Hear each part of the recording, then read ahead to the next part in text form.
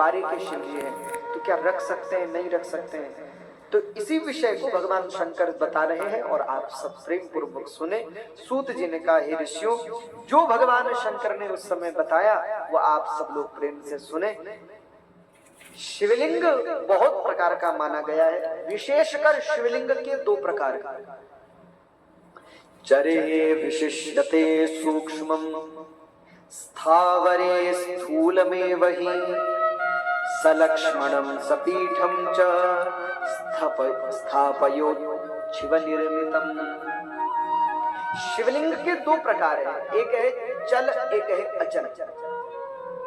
यहाँ जिस विषय को कहा है चरे विशिष्यते सूक्ष्मम और स्थावरम स्थूलमेव च, जिनको कहा जाता है चर और स्थावर, और इन्हीं को सामान्य भाषा में कहूं तो सामान्य भाषा में कहा जाता है चल और अचल। प्रतिमा भी दो प्रकार की होती है, चल प्रतिमा होती है, अचल प्रतिमा होती है। जैसे आपने देखा होगा श्री गोविंद देव भगवान है, ये कैसा विग्रह है? अचल है, एक ही जगह है, हिलते नहीं है ना अपनी जगह से, एक ही जगह रहते हैं, तो ये है अचल विग्रह। और आप अगर वृंदावन जाएंगे, वृंदावन में बिहारी जी का दर्शन करेंगे तो बिहारी जी को आपने देखा होगा कई बार श्रावण अभी जब झूला लगता है तो बिहारी जी मंदिर से बिल्कुल बाहर आ जाते हैं। जिस प्रतिमा को अपनी जगह से हिलाया जा सकता है, एक जगह से दूसरी जगह रखा जा सकता है, उसे कहते हैं चल। और जिस प्रतिमा को अपनी जगह से हिलाया नहीं जा सकता, जहां स्थापित हो गई वहां स्थापित हो गई, उसे कहते हैं अचल। जैसे आप जगन्नाथ जी के विग्रह को देखिए तो जगन्नाथ जी कैसे चले? क्यों चले? क्योंकि रथ यात्रा होती है तो जगन्नाथ जी बाहर आ जाते हैं, तो जगन्नाथ जी का चल स्वरूप है। थोड़ी डिले कम करें। और आप यदि दर्शन करेंगे मंदिरों में, अधिकतर मंदिरों में अचल प्रतिमा ही होती है, चल कम होती है। इसलिए आपने देखा होगा मंदिर में, एक ही मंदिर में दो प्रकार की प्रतिमाएं होती हैं, एक बड़ी प्रतिमा होती है, एक छोटी प्रतिमा होती है। आपने मंदिरों में देखा है जहां भगवान श्री कृष्ण का मंदिर हो तो वहां एक छोटी सी ठाकुर जी को भी रखा जाता है। क्यों? क्योंकि जो बड़ी प्रतिमा है उनको तो अपनी जगह से हिला नहीं सकते, बाहर नहीं ला सकते, अंदर नहीं ले जा सकते, वो तो जहां है वहीं रहेंगे। तो जो एक सूक्ष्म छोटा विग्रह होता है तो उनको आप स्नान करा सकते हो, बढ़िया से नहला सकते हो, बढ़िया से अपनी जगह से उठाकर पहुंच सकते हो, नए वस्त्र आराम से पहना सकते हो, मन करे तो भक्तों के बीच में ला सकते हो, मन करे तो फिर अंदर ले जा सकते हो। इसलिए मंदिरों में भी दो प्रकार की प्रतिमाएं रखी जाती हैं, चल भी और अचल भी। तो जो छोटी प्रतिमा होती है उस प्रतिमा को कहते हैं उत्सव मूर्ति। उत्सव मूर्ति क्यों कहा जाता है? जब जब मंदिर में कोई उत्सव होता है तो वही प्रतिमा बाहर आती है।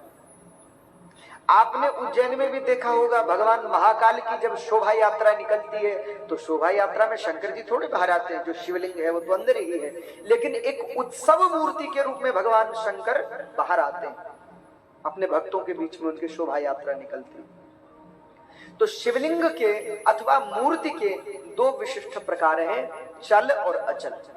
अब इसमें भी समझें, कहते शिवलिंग कई पदार्थों से बनाया जा सकता है। जैसे प्रथमं मृच्छिलादिभ्यो लिंगम लोहादिभिः कृतं, येन लिंगम तेन पीठम स्थावरेहि विशिष्यते। अब एक बात बहुत समझने की, यहां भगवान शंकर कह रहे हैं कि जिस पदार्थ से शिवलिंग को बनाया जाए उसी पदार्थ से शिवलिंग की जलहरी को भी बनाना चाहिए।